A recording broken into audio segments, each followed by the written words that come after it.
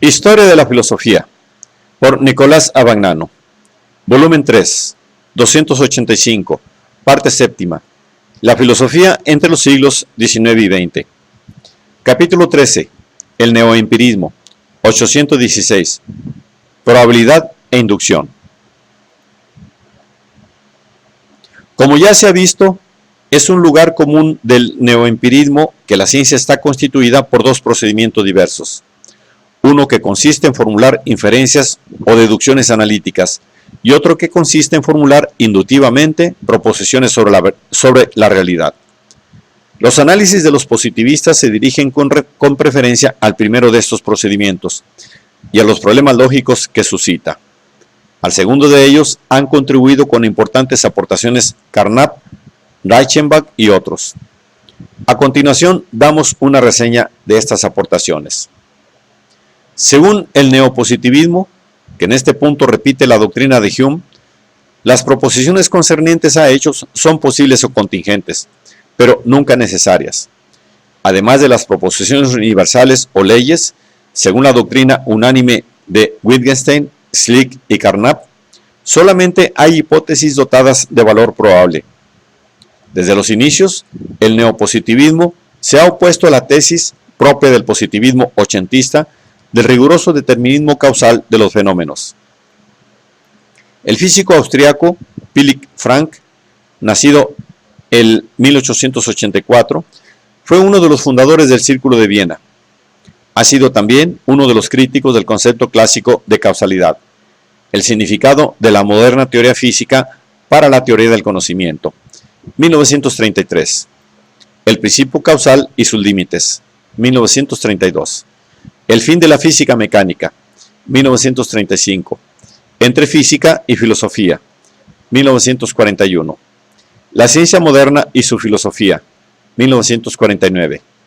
Las dos últimas obras, publicadas en América, son colecciones de ensayos compuestos entre 1907 y 1947. Frank ha criticado el significado ontológico o metafísico del principio de causalidad, y lo ha considerado simplemente como una regla de previsión. A este propósito, la diferencia entre la física clásica y la física cuántica radica solamente en esto, que la primera explicaba la coincidencia solo aproximativa entre las previsiones de los acontecimientos y los acontecimientos mismos, recurriendo al carácter aproximado de la descripción sobre la que se funda la previsión. La segunda admite explícitamente la indeterminación de la relación entre previsión y acontecimiento futuro.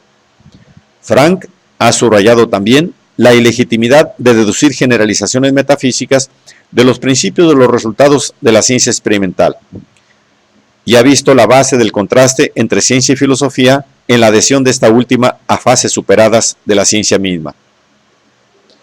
En el ámbito de estas ideas, convertidas en patrimonio común de los neoempiristas, adquiere importancia fundamental el concepto de probabilidad, en orden a la interpretación de los enunciados factuales de la ciencia y, en particular, de las leyes científicas. La interpretación de este concepto, preferida por los neopositivistas, es la estadística. Según ella, la probabilidad consiste en la frecuencia relativa con que un acontecimiento se verifica y concierne no a cada acontecimiento, sino a clases de acontecimientos.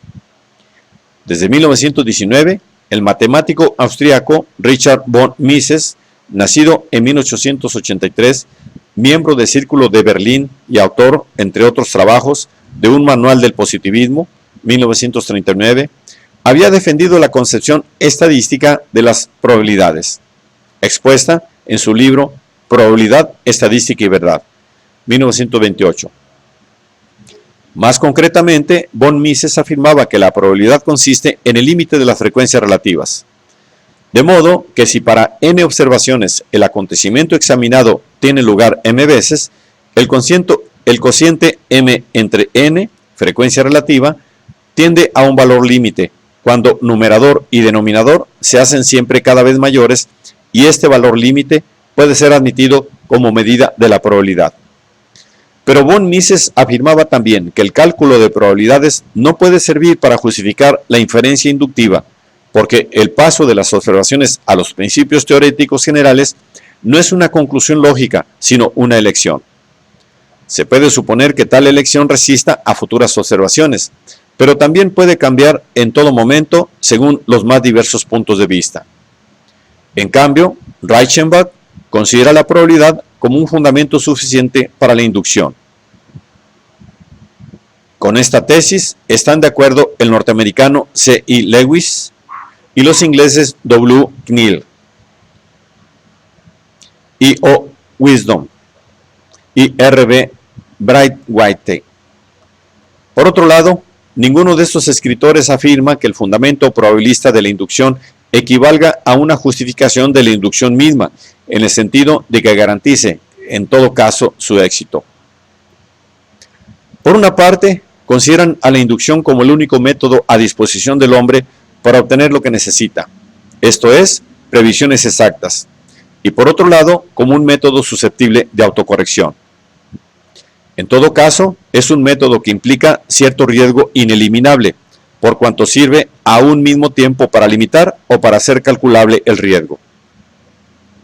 Por su parte, Carnap, en un artículo de 1945, y luego en la obra Fundamentos Lógicos de la Probabilidad de 1950, y Russell han defendido el otro concepto fundamental de probabilidad, que es aquel sobre cuya base ha nacido el propio cálculo de probabilidades, según el cual la probabilidad misma consiste en el grado de credibilidad o de racionalidad o de racionabilidad o de confirmación de una proposición singular o del acontecimiento singular que la misma expresa, y reconoce que esta segunda clase de probabilidad es tan legítima como la otra, que considera la frecuencia relativa de clases de acontecimientos y cumple funciones que la otra no puede cumplir.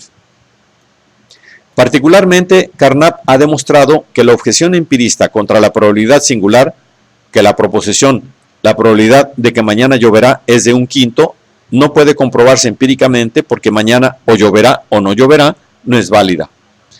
Porque aquella proposición no atribuye 1/5 de probabilidad a la lluvia de mañana, sino más bien a ciertas relaciones lógicas entre la predicción de la lluvia y los partes meteorológicos.